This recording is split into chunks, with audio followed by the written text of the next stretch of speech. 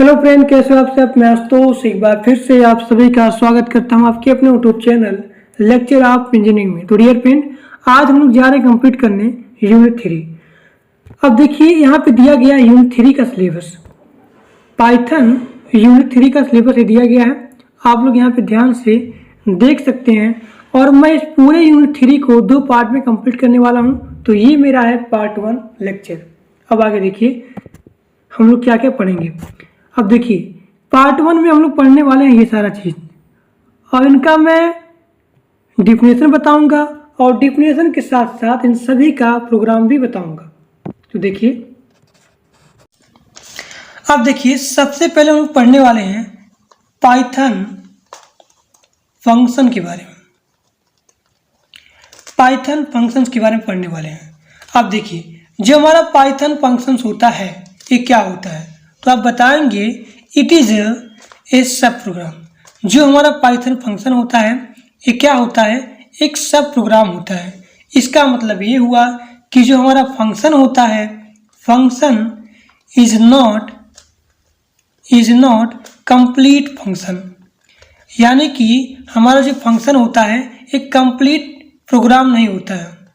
देखिए Python function क्या होता है, एक सब प्रोग्राम होता है। इसका मतलब ये हो गया कि जो हमारा फंक्शन होता है एक कंप्लीट प्रोग्राम नहीं होता है, जबकि ये क्या होता है, प्रोग्राम का एक थोड़ा सा हिस्सा होता है। This is less part of program. ठीक, यही हमारा क्या हो गया, पाइथन फंक्शन हो गया। अभी मैं बता रहा हूँ आपको समझाने के लिए, इसका पीडीएफ पूरा है आगे। अब देखिए जब हम चाहते हैं फंक्शन को एग्जीक्यूट करना, अगर हम लोग चाहते, देखिए अगर हम लोग यहाँ पे फंक्शन को एग्जीक्यूट करना है, ठीक, जब हम लोग चाहते हैं कि फंक्शन को एग्जीक्यूट करें, तब हमें फंक्शन को क्या करना पड़ता है, कॉल करना पड़ता है। यानी जब हमें चाहते हैं कि फंक्शन को एग्जीक्यूट करना, तब हमें फंक्शन को कॉल करना पड़ता है। ठीक, अब जैसे मान लीजिए यहाँ पे दिया गया है, मान लीजिए स्टेटमेंट 1 है, स्टेटमेंट 2 है और स्टेटमेंट 3 है। अब मान लीजिए हमें इसको क्या करना है, एग्जीक्यूट करना है, इसको बुलाना है, इसको पास करना है, तब हमें इसको जो है कॉल करना पड़ेगा। इसको करना है तो इसको कॉल करना पड़ेगा, और इसको करना है तो हमें इसको कॉल करना पड़ेगा। तो यही हमारा क्या हो गया, पाइथन फंक्शन। अगर हमें फंक्शन को एग्जीक्यूट करना है तो हमें फंक्शन को कॉल करना पड़ेगा। अब मैं इसका एग्जाम्पल लेता हूँ। एग्जाम्पल देखिए, ये बात आपको ध्यान रखनी है। अब देखिए इसका एग्जाम्पल, पहला पॉइंट DEF मैसेज। अब देखिए फंक्शन को डिफाइन करने के लिए हमें DEF कीवर्ड का यूज करना पड़ता है। फंक्शन को डिफाइन करने के लिए हमें DEF कीवर्ड का यूज करना पड़ता है। अब मैंने यहाँ दूसरा पॉइंट लिखा, प्रिंट हेलो पाइथन। ठीक, अब देखिए मैंने क्या बताया कि अगर फंक्शन को एग्जीक्यूट करना है, तो हमें फंक्शन को कॉल करना पड़ेगा। अब देखिए मैं यहाँ पे कॉल करता हूँ, मैसेज मैंने कॉल कर दिया। ठीक, अब यही हमारा कहलाता है फंक्शन कॉल, क्योंकि मैंने इसको कॉल किया। अब देखिए जो मेरा आउटपुट होगा, आउटपुट क्या होगा, हेलो पाइथन। अब आगे देखिए, अब देखिए हम लोग पढ़ने वाले हैं यहाँ पे पाइथन प्रिंट फंक्शन। इसके पढ़ने के बाद जब पूरा हो जाए कंप्लीट ये, तब मैं बताऊंगा पीडीएफ से कि भाई पाइथन फंक्शन होता क्या है और इसका एडवांटेज क्या होता है। ठीक, अभी आप लोग ध्यान से देख लीजिए, पूरा लेक्चर आप लोग ध्यान से देखिए। अब देखिए पाइथन है प्रिंट फंक्शन। अभी क्या होता है, पाइथन जो फंक्शन होता है, यानी जो पाइथन मेरा प्रिंट फंक्शन होता है, ये हमें ऐसी फैसिलिटी को प्रोवाइड करता है कि किसी भी तरह के मैसेज को वैल्यू को आसानी से प्रिंट कर सकते हैं। यानी कि this function is used to print और वैल्यूज। अब इसका सिंटैक्स लिख लीजिए। सिंटैक्स पहला पॉइंट, प्रिंट करना है हमें हेलो, ठीक। अब देखिए तो इसका आउटपुट क्या होगा, डायरेक्ट हेलो। अब मान लीजिए दूसरा example, a = 5, b = 6, c = a+5 कर रहा हूँ, a+b। अब मान लीजिए प्रिंट हमें करना है प्रिंट c। देखिए अब इसका आउटपुट क्या होगा, 5 6, यानी इसका आउटपुट हो जाएगा डायरेक्ट 11। इसका आउटपुट क्या हो गया, 11 हो गया। अब अगला एग्जाम्पल देखिए, अब मैंने एग्जाम्पल लिया यहाँ पे कि a = 5, b = 10 और c = a+b। हम देखिए प्रिंट एडिशन,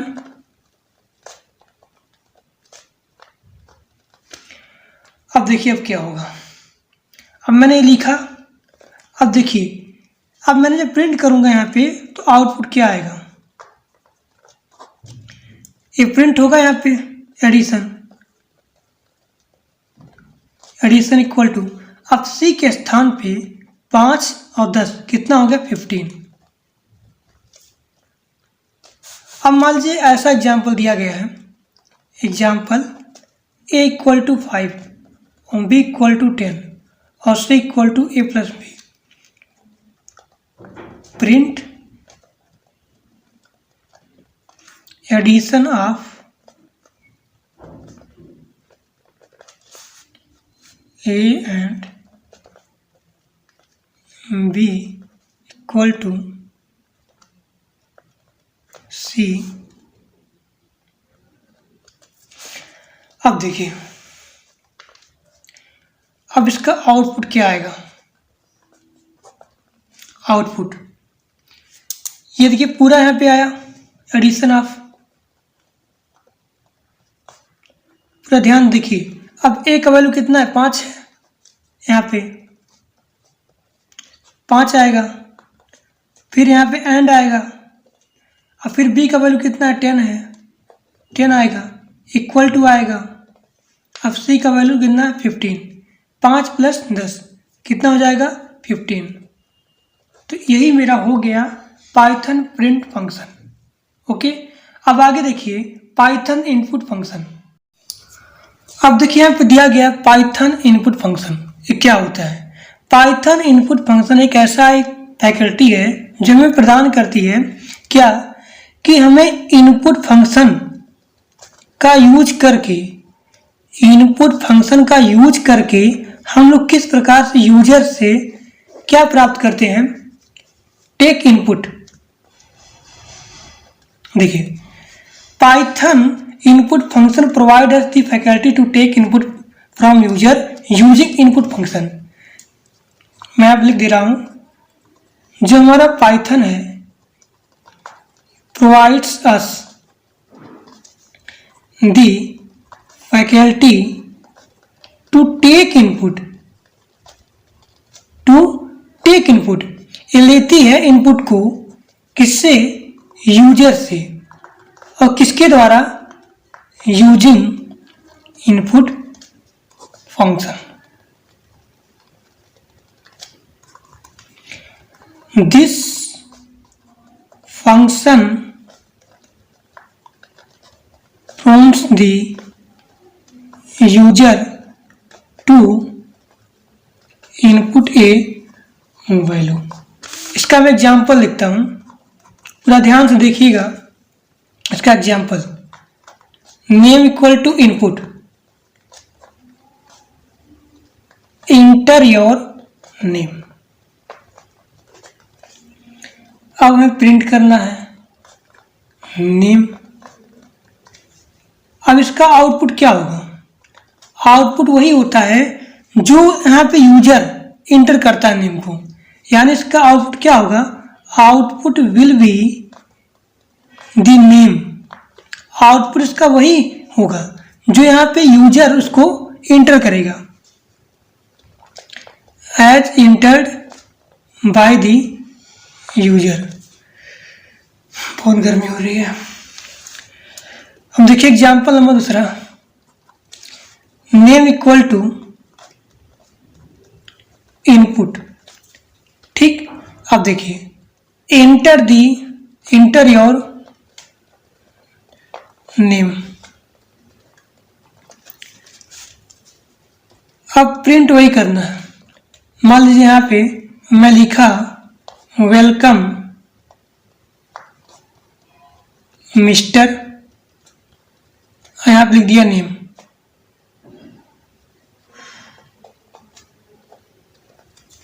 अब देखिए, अब मैं सपोज करता हूं कि यहाँ मैं यूजर हूं और मैं इसका नाम यहाँ पे इंटर कर दिया, अपना नाम। जैसे मान लीजिए मेरा नाम है आशुतोष चतुर्वेदी, ये मेरा नाम है। अब मान लीजिए मैं यूजर हूं, मैंने अपना नाम यहाँ पे इंटर कर दिया आशुतोष चतुर्वेदी, तब मेरा आउटपुट क्या आएगा? आउटपुट ये तो आएगा वेलकम मिस्टर, वेलकम मिस्टर।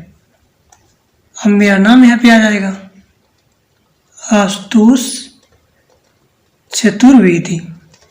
ठीक, अब यहाँ पे ध्यान से देखिए, नोट करके, बहुत ही पूरा ध्यान से बता रहा हूँ, पीडीएफ का सारा ऐप नहीं ले रहा हूँ, ताकि आप लोग को आसानी से एकदम बढ़िया तरीके से समझ में आ जाए, इस तरीके से बता रहा हूँ। अब देखिए, जो मेरा इनपुट फंक्शन होता है, इनपुट फंक्शन में जो कुछ भी वैल्यू एक्सेप्ट करता है, यानी इनपुट फंक्शन में जितनी सारे वैल्यू कोई एक्सेप्ट करता है वो किस फॉर्म में होती हैं? वो स्ट्रिंग फॉर्म में होती हैं। यानी इन इनपुट फंक्शन एक्सेप्ट वैल्यू वो किस फॉर्म होती है? किस फॉर्म में होती है? As in string form, as in string format. अगर आप लोग चाहते हो, मतलब इफ वी वांट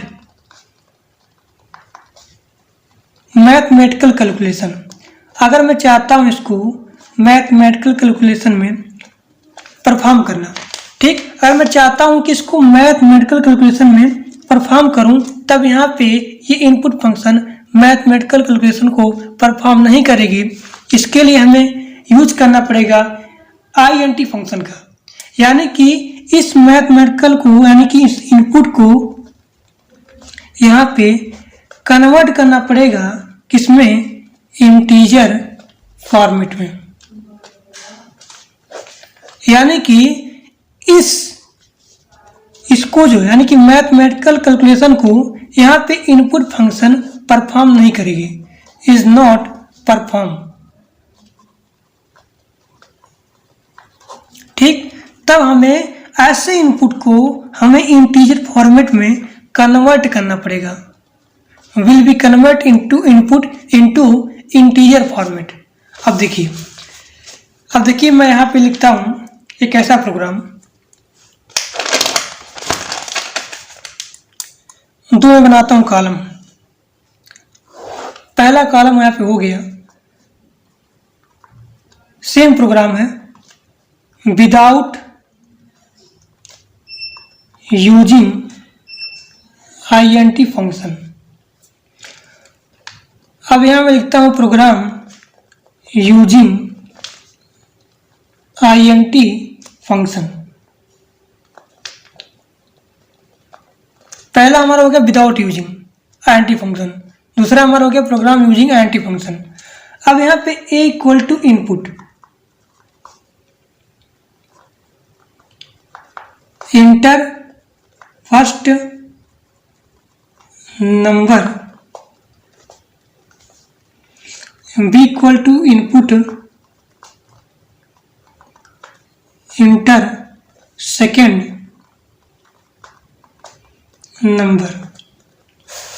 अब C equal to A plus B. देखिए मैं यहाँ पे दोनों में, यहाँ भी और यहाँ भी, मैं सपोज करता हूँ A इक्वल टू मतलब A इक्वल टू मेरा 5 है और B इक्वल टू 6 है। यहाँ भी A इक्वल टू 5 और B इक्वल टू 6। मैंने क्या बोला कि अगर मैथमेटिकल कैलकुलेशन रहेगा तो यहाँ पे इनपुट को इंटीजर फंक्शन का मतलब इंटीजर फॉर्मेट में क्या करना पड़ेगा, कन्वर्ट करना पड़ेगा। अब यहाँ पे जो मेरा आउटपुट होगा वो डायरेक्ट, इसे मैं यहाँ प्रिंट करता हूँ। एक सेकेंड, मान लीजिए मैंने इसको प्रिंट किया, प्रिंट एडिशन, तब मेरा यहाँ पे आउटपुट क्या आएगा, सीधा डायरेक्ट आएगा 5। इसका देखिए एडिशन 5 और इसका 6, मतलब डायरेक्ट आ जाएगा एक इंटीजर के रूप में 5 6। लेकिन जब मैं यहाँ पे INT फंक्शन यूज करता हूँ, एक इक्वल टू सेम प्रोसेस वही रहेगा। अब यहाँ पे मैंने केवल यूज किया INT function, input enter first number, B equal to INT input enter second number.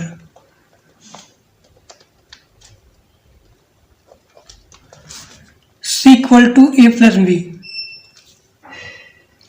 बहुत तेज यार गर्मी हो रही है, आप लोग सपोर्ट किया करिए, अपने दोस्तों के पास शेयर भी कर दीजिए ये क्लास। अब प्रिंट एडिशन, अब देखिए अब मेरा यहाँ पे आउटपुट क्या होगा, सीधा आराम से बिना कोई दुख दर्द के आराम से प्रिंट हो जाएगा और इसका आउटपुट आ जाएगा 6 5 11। तो मैंने क्या बताया कि मैथमेटिकल कैलकुलेशन को यहाँ पे इनपुट फंक्शन का उपयोग नहीं होगा, यहाँ पे हम लोग उपयोग करेंगे INT फंक्शन के बारे में। यानी कि यहाँ पे जो मैथमेटिकल कैलकुलेशन में इनपुट को कन्वर्ट करेंगे इंटीजर फॉर्मेट में। ओके, अब यहाँ पढ़ते हैं function.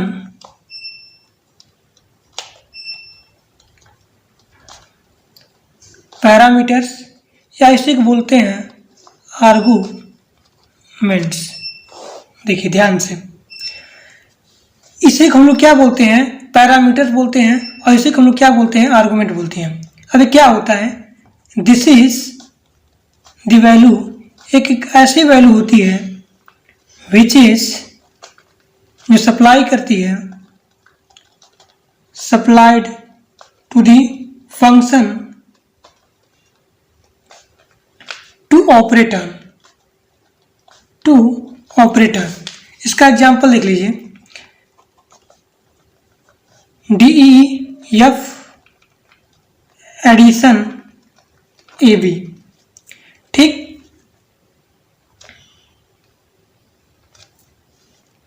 C equal to A plus B,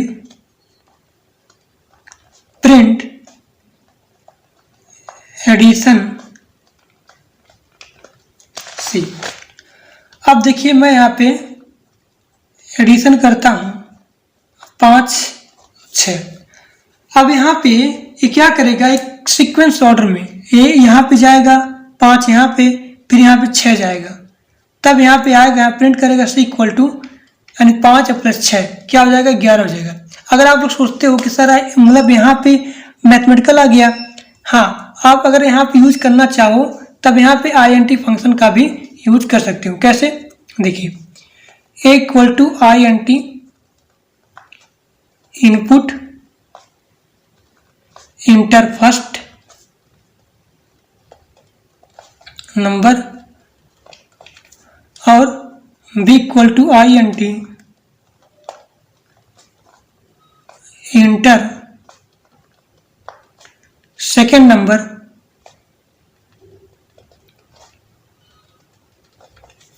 और एडिशन A और B, यानी A का 5 B का 6। ठीक, अब देखिए अब लोग पढ़ने वाले यहाँ पे टाइप्स ऑफ आर्गुमेंट।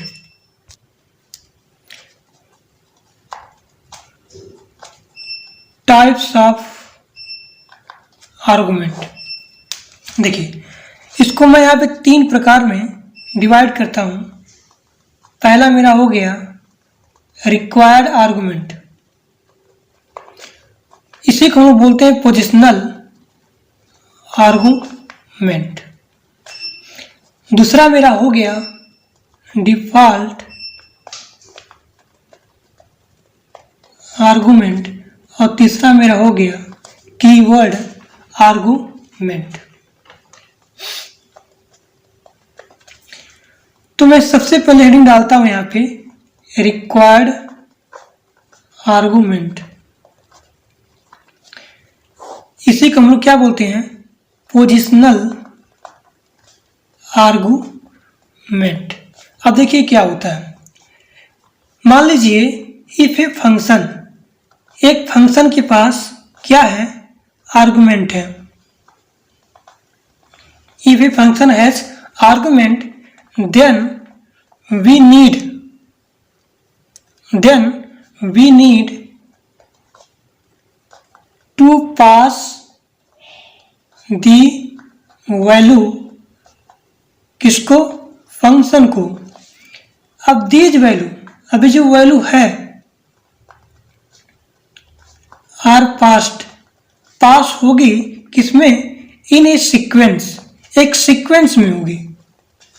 ये जो वैल्यू है पास होगी इन सीक्वेंस में, and this sequence has to be followed strictly. अब देखिए यहां मैं एग्जांपल लेता हूं, DEF एड AB। देखिए कहने का मतलब यही है कि अगर एक फंक्शन के पास आर्गुमेंट है, ठीक, देन वी नीड टू पास, तो हमें जो है फंक्शन को पास करना होगा किसको, यानी कि then we need to pass the value किसको, फंक्शन को। और ये जो वैल्यू होती है ये पास होती है एक सीक्वेंस ऑर्डर में, C equal to A plus B। Print बहुत आसान है, देखिए ध्यान से।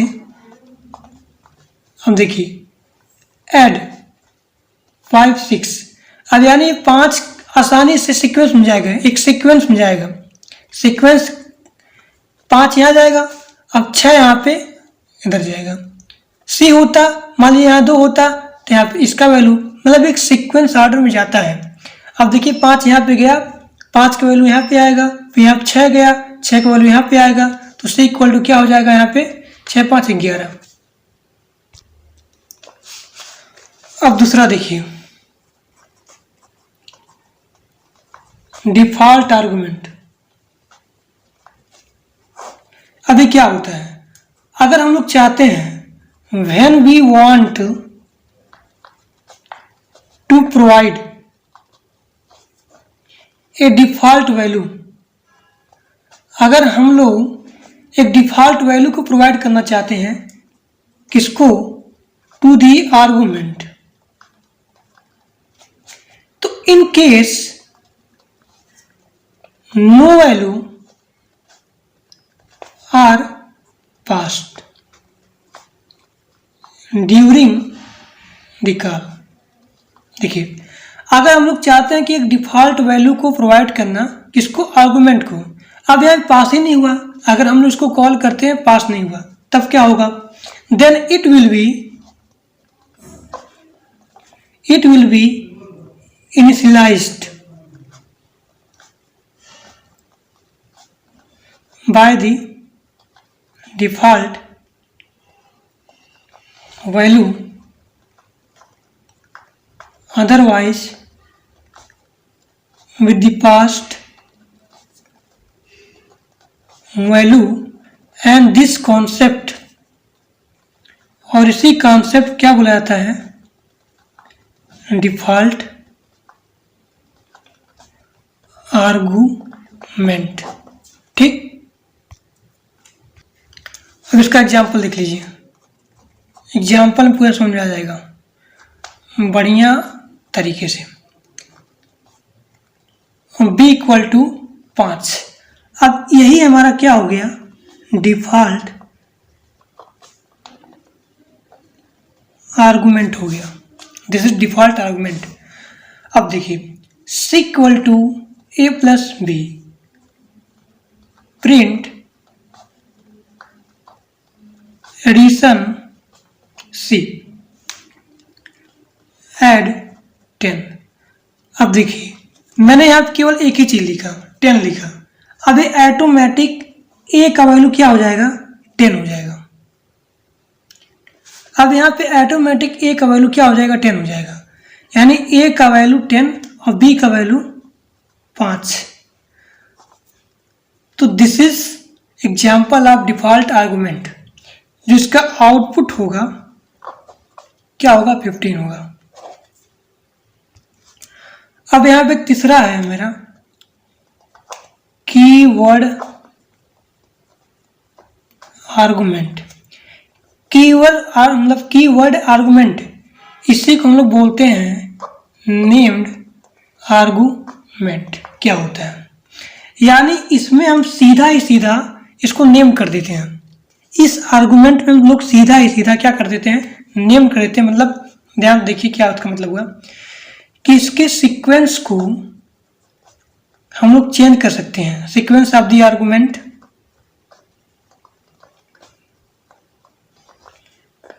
may be changed using the concept of keyword argument या फिर named argument। अब देखिए ध्यान समझिए इसका प्रोग्राम, अभी आएगा समझ में आपको। देखिए जैसे DEF है, मैं यहाँ पे एग्जांपल लेता हूँ इंटरेस्ट का। प्रिंसिपल हो गया, रेट हो गया,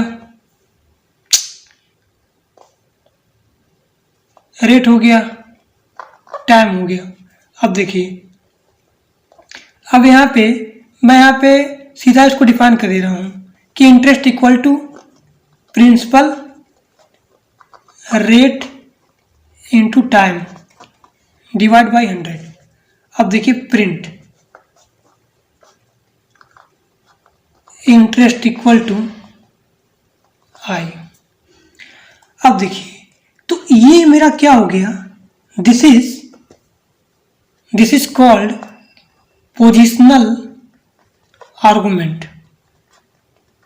ये मेरा पोजिशनल आर्गुमेंट हो गया, या फिर ये मेरा रिक्वायर्ड आर्गुमेंट हो गया, रिक्वायर्ड आर्गुमेंट। अब मैं चाहूँ इसके जो सीक्वेंस है, इस सीक्वेंस को चेंज कर दूं। जैसे मान लीजिए यहाँ पे मैंने लिखा है, यहाँ पे देखिए ये मैं पर बता दे रहा हूँ, इसका पोजिशनल को बता दे रहा हूँ कि इंटरेस्ट 500 है, मतलब प्रिंसिपल मेरा 5000 है और रेट मेरा 10 है और टाइम 2 है। अब देखिए अगर मैं इसको इस सीक्वेंस को चेंज कर दूं, देखिए ये मेरा क्या हो गया, ये ऑटोमेटिक जाएगा 500 10 2। ठीक, तो ये मेरा क्या हो गया, रिक्वायर्ड आर्गुमेंट हो गया। अगर मैं इसको सीक्वेंस को चेंज कर दूं, सीधा मैं इसको रिकॉल डायरेक्ट कर दूं, interest time equal to 2, principal equal to 5000, rate equal to 10। अब देखिए अब यही मेरा क्या हो गया, कीवर्ड आर्गुमेंट। मतलब देखिए इसको मैं डायरेक्ट इसको नेम कर दिया कि यहाँ पे टाइम जो है 2 है, प्रिंसिपल मेरा 5000 है और यहाँ रेट है कितना है, 10 है। तो यही मेरा क्या होता है, कीवर्ड आर्गुमेंट। यानी कीवर्ड आर्गुमेंट क्या होता है, रिक्वायर्ड आर्गुमेंट का जस्ट उल्टा होता है। देखिए इस रिक्वायर्ड आर्गुमेंट में हम लोग क्या कर सीक्वेंस लिखते हैं। अब इसके सीक्वेंस को मैंने चेंज कर दिया तो यही मेरा क्या हो गया, कीवर्ड आर्गुमेंट हो गया। तो आज के लिए बस इतना ही। Thank for watching my video. अगर वीडियो अच्छा लगा तो लाइक करिएगा, सब्सक्राइब करिएगा और अपने दोस्तों के साथ और अपने दोस्तों के पास शेयर भी कर दीजिएगा। तो कल के लेक्चर में हो जाएगा पूरा का पूरा कंप्लीट यूनिट 3। Thank you.